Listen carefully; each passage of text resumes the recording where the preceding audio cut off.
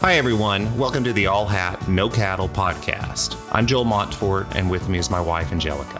Happy New Year, everyone. Here we are, 308 days until the big 2024 elections. Today's topics are going to include the GOP pushing false economic narrative, Nikki Haley misstates the cause of the Civil War, Texas passes Show Me Your Paper law, and, my favorite, Trump is removed from the Colorado and Maine ballots. So, let's start with the economic narrative and what the GOP is out there pushing. As many of you may or may not know, the economy is booming. It's doing really well. Meanwhile, what we have out there, Trump on his goofy platform, Truth Social, is tweeting, whatever they do, truth on that platform. Here's a couple of his quotes. The economy is terrible, and inflation, which by some accounts is more than 30% over the last 3 years. The only thing that is keeping the economy alive is the fumes of what we accomplished during the Trump administration. And here's another part to it. If I don't win, it is my prediction that we will have a stock market crash worse than that of 1929, a Great Depression. With 3 exclamation points. A Great Depression. Be afraid, people. Be very afraid. Really, it's just crazy. When you look at what's really going on out there, and this is the kind of stuff that they're putting out there, I don't really know what to make of it, but I guess, when you've got a electorate that is on the MAGA side pushing this stuff, what are you going to do? I don't know. Yeah, I'm really surprised to see how far they're willing to go. Right. Truth doesn't matter anymore. People don't check for their own information. They just, they're force-fed all of this rhetoric by the GOP, and they swallow it hook, line, and sinker. Right. And then you've got the complete opposite going out here in Texas with our governor, Greg Abbott. He is repeatedly crowing about just how incredibly amazing the Texas economy is.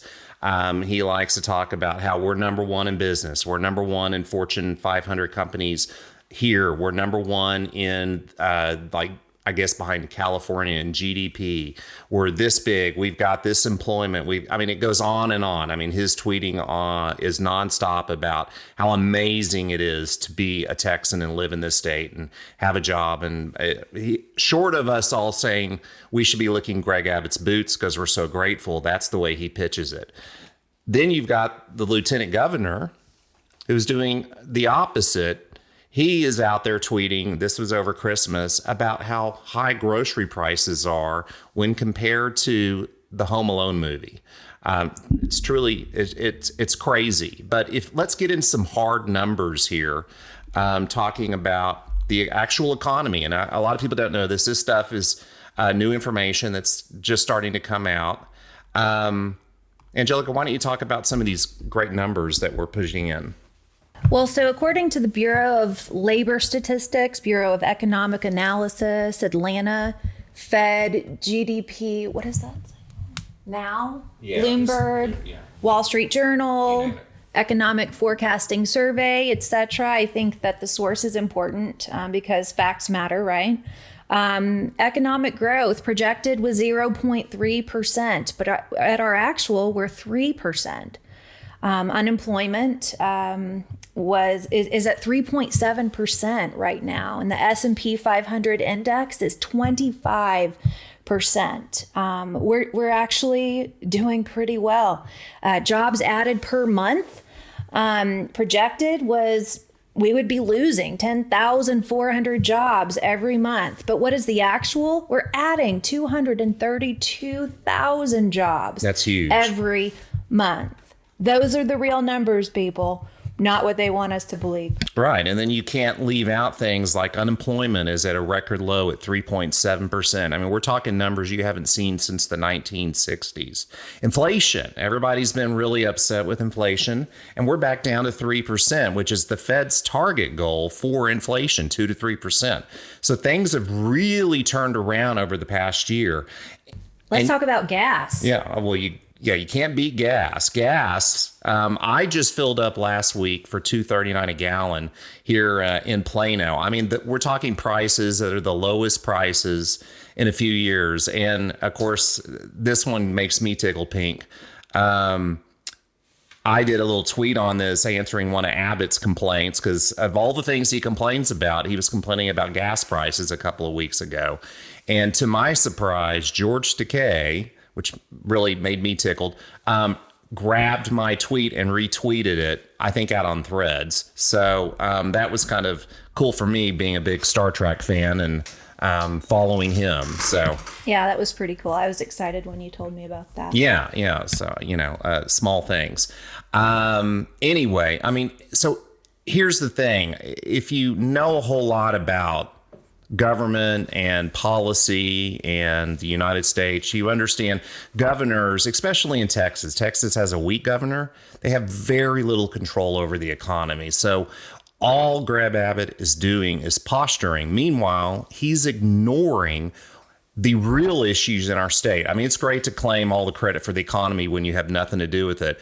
But the real issues we have, I mean, they're substantial. Out of all 50 states, we're number one in the number of school shootings. We're number one in rural hospital closures, number one in uninsured residents. We're number 42 in school funding, number 49 in teacher retirement benefits. After 4 special sessions, it's not like the legislature didn't have any opportunity to make that better for our teachers. They just didn't do it. Nothing was done about it. And we're number 50 in access to mental health care. Right. And so, yeah, teacher pay is still, despite all this posturing by the Republicans, it's $5,000 plus below the national average. I mean, it's insane. But what's Abbott focused on? Nothing but the border and vouchers. Yeah, the border, vouchers, scare tactics, basically, and privatizing things that don't need to be privatized. So I think the key here is, going back to the whole economy piece and what the GOP is working. They're very good at messaging. We all know that. Democrats need to pay attention to the fact that the economy really is very strong. We're going into a very strong 2024, and economists were predicting a recession. Yeah, I mean, the propaganda that they're pushing just doesn't paint the picture in a very positive light for Democrats, and it's up to us to set the record straight, because they're certainly not going to. Right. Push hard, push back. So speaking of rewriting history, creating a false narrative and spreading propaganda, recently at a town hall, Nikki Haley was interviewed, asked a question, what was the cause of the United States Civil War? Boy, that should have been an easy answer, huh? But her answer was, well, don't come with any easy questions or anything, as if that's funny. Like, it is an easy question, right? She says, I think the cause of the Civil War was basically how government was going to run, the freedoms and what people could and couldn't do. What do you think the cause of the Civil War was? Right. She asked that back to the guy sitting there that had asked her the question. Now, what they've all tried to do is the GOP has tried to go back and claim whoever this guy was, he was a Democratic plant, which, hey, that's fine. I'm willing to go along with that. Because he was just really desperate to get her to say the word slavery? I don't know. I mean, let's be honest here. This is a softball question. Especially one at her level. I mean, the lady's been the ambassador to the UN. She's been the governor of South Carolina. She should know, historically, having gotten an education, what the Civil War was about. And yet she did not mention the word slavery anywhere in that answer. And then the guy who asked the question says, I'm not running for president. I want to hear your view on the cause of the Civil War. Right. And her response, I mean, I think it always comes down to the role of government. We need to have capitalism. We need to have economic freedom. We need to make sure that we do all the things so that individuals have the liberties, so that they can have freedom of speech, freedom of religion, freedom to do or be anything they want to be without government getting in the way. I mean, propaganda, right? Right. Yeah. I mean, just it's just wild. And then the fellow says, "Thank you." In the year 2023, it's astonishing to me that you'd answer that question without mentioning the word slavery. Amen. Hard stop. And right she says, "What do you want me to say about slavery?" And his answer is, "You've answered my question. Thank you."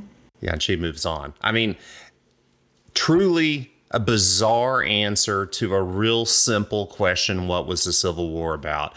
I think actually somebody out there said that they asked their 11-year-old that question and the kid answered, it's about slavery. It's not a hard question. But, you know, all of us out there have run into these people, these MAGA people who, when you ask about slavery or the conversation comes up, they pretend, I don't know what other word to use, they lie, they misrepresent the facts, they rewrite history, and they say it's about states' rights. And, you know, here's some things. I like to bring this back to Texas. That's what we try to do here at allhat-nocattle. The word slavery and its variants appear 21 times in the Texas Declaration of Causes. And that was, for those of you who don't know, the state wrote a document before it decided to declare secede. I guess independence is not the right word, but secede from the Union right at the beginning of the Civil War. And what I like to do is go back and look at that document.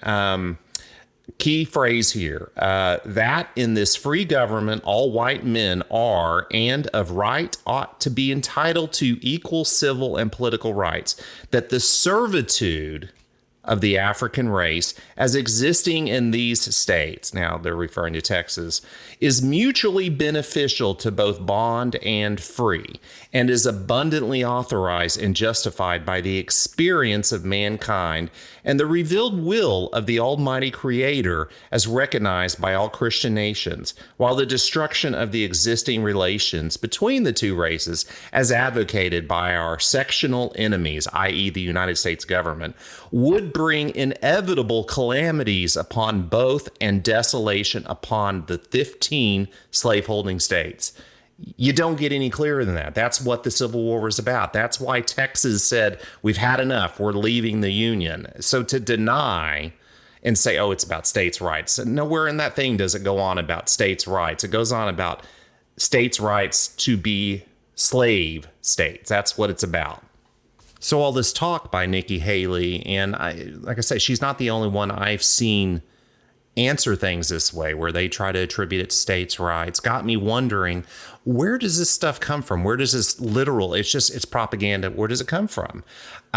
So I started looking around, and Politico actually has an article they just put out. It's a nice opinion piece. And it discusses how after the Civil War, there were several people in charge of creating a revisionist history, the lost cause myth, if you will, that basically took hold in the South and honestly, even in the North, within a couple of decades after the Civil War ended. People were walking around talking about these painted pictures of Southern chivalry. It was all just very calm, and, it made the South look majestic. And as we all know, it made Robert E. Lee look like this just amazing hero. We put up statues of the man everywhere. But you'll notice, on the other hand, the guy behind it all, Jefferson Davis, the president of the Confederate, he got more or less stomped out and made to look like the villain in all of it.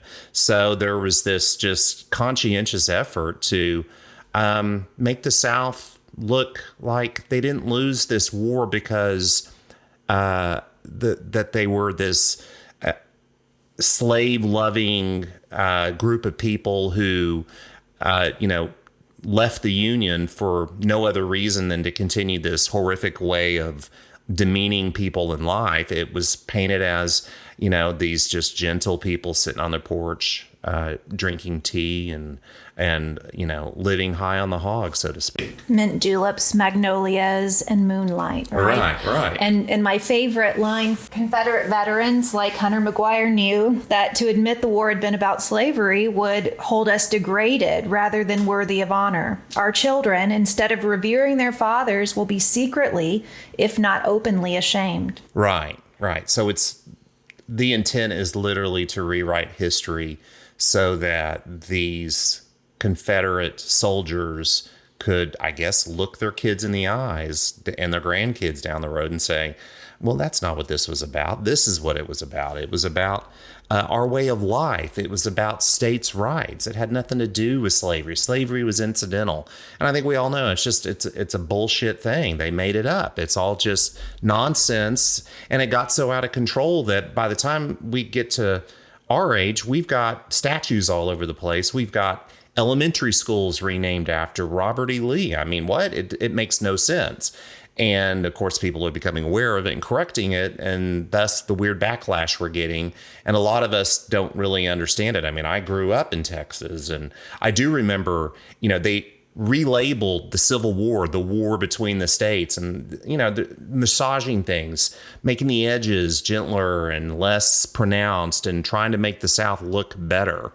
They got rid of the word reb as an example, because that you didn't want that to be a rebel or a traitor. You wanted to, think of your father, your grandfather, your great-grandfather as this great fighter who fought for his state. Patriot. A patriot, right. Patriot. Exactly. Right? Yeah.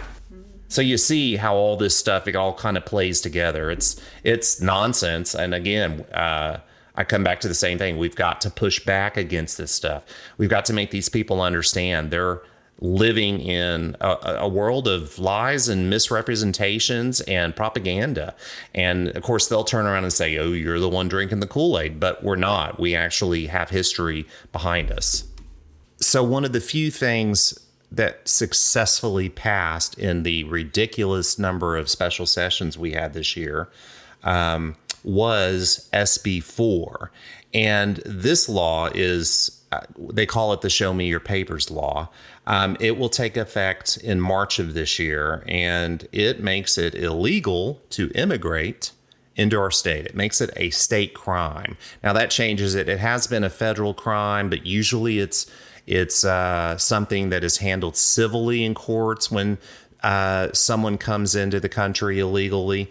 This is an attempt for the state to take control of that. And what it does is the first time you are arrested, you are thrown in jail, go see a judge. It's a misdemeanor. You can get up to 180 days in jail and a fine of up to $2,000. But here's where it gets really harsh. The judge has the right and the obligation to deport you right then and there and basically say, oh, well, if you leave the country now, I won't prosecute you, something like that. But here's the deal. If you come back again and you're arrested again, it gets really steep. It becomes a felony, punishable with 2 to 10 years or 20 years in jail, depending on the questions of how you had previously been deported or convicted of certain crimes. Crazy, just absolutely crazy. And what this is going to end up doing, the big piece to all this is instead of this being federally enforced, this will be enforced by state police, city cops, you name it. They will all be responsible for taking care of this. And what we're going to end up with is a whole lot of profiling. As you know, Arizona did a similar bill in 2012. It ended up being struck down by the Supreme Court for much the same reason, because the federal government has all the rights to immigration and the border. That's all under their purview, not under the state's purview. And the Justice Department has said that the state has until January 3rd to say it won't arrest people accused of unauthorized entry from Mexico. If not, the Biden administration will sue, saying immigration enforcement is a federal responsibility. And we fully expect Abbott to ignore this. Yeah, of course. I mean, that's always the case with Abbott and Paxton. They're both crazy, sue happy, push back against the government. It seems to get them elected. I can't fault them for that. That's just the crazy world we live in here in Texas. Hey, Joel, let's talk about Trump being kicked off the ballot in Colorado and Maine. Yeah, I think that one is really unusual because it's never been done before. No one has tried to remove a president or really anybody of any higher stature from office using the 14th Amendment, Section 3, which basically, for those of you who don't know, the 14th Amendment says that basically anyone who is engaged in insurrection or rebellion or given aid or comfort to the enemies thereof can hold office. It's a really broad, kind of vague document out there it was passed after the Civil War.